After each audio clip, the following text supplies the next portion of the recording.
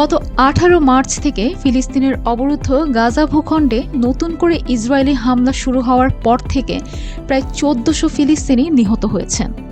মঙ্গলবার এই তথ্য জানিয়েছে বার্তা সংস্থা আনাদোলু এবং সংবাদ মাধ্যম আল জাজিরা।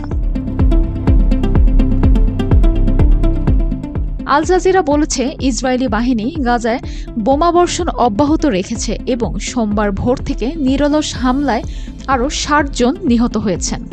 এছাড়া গত 18 মার্চ যুদ্ধবিরতি ভেঙে হামলা শুরু করার পর থেকে 4 লাখেরও বেশি লোক বাস্তুচ্যুত হয়েছেন।